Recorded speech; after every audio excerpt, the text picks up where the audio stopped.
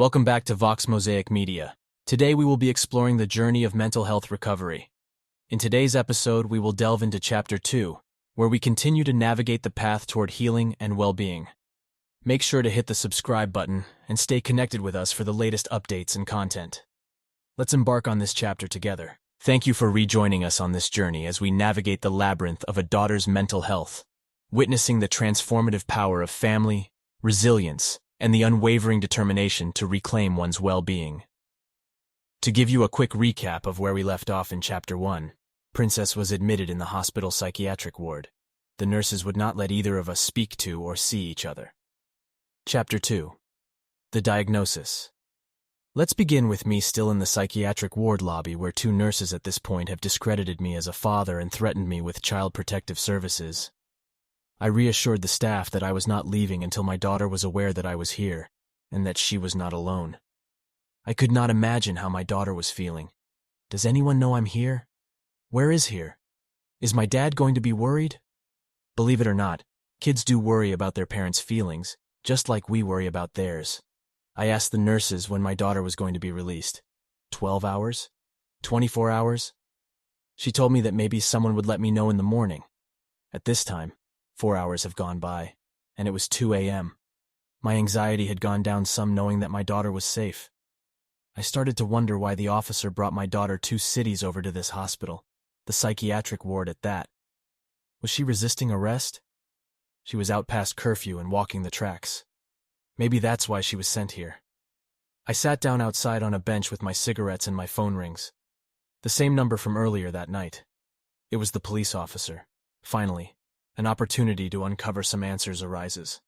All this while, I had mistakenly believed that my princess had merely sneaked out of the house during my working hours and ended up in trouble. I, too, had engaged in similar antics during my teenage years. However, I was utterly mistaken, far from the truth. The officer's call was actually a welfare check during my moment of vulnerability. As our conversation unfolded, I was left in sheer disbelief when I realized that my daughter was admitted to the psychiatric ward for her own well-being. As a parent, an overwhelming wave of guilt engulfed me.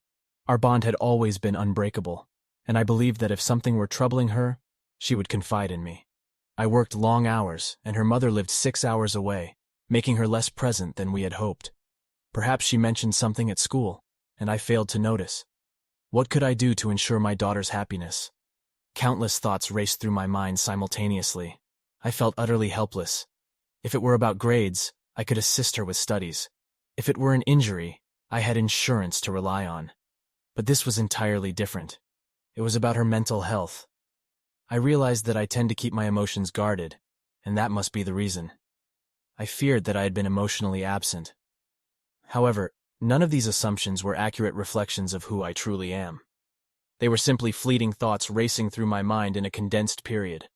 I had to swiftly shake off that feeling, refocus, and return to the 10th floor with a determined purpose, to gather the necessary information and chart my next steps accordingly. As I had planned earlier, the shift of the 2 judgmental nurses finally came to an end.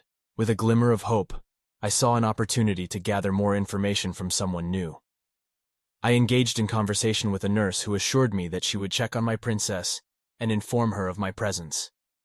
Sadly, upon her return to the lobby, I learned that my daughter had been given medication to help calm her and was currently asleep.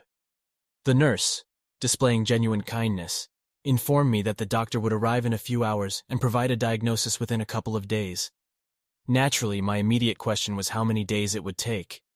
Regrettably, she couldn't provide an answer to that. In an empathetic gesture, the nurse placed her hand on my shoulder and reassured me that this situation was not my fault. She acknowledged the pain and anguish I felt, not knowing what was happening, and expressed her understanding of my deep concern for my daughter. It was a beautiful act of compassion on her part. The nurse began sharing her own personal story.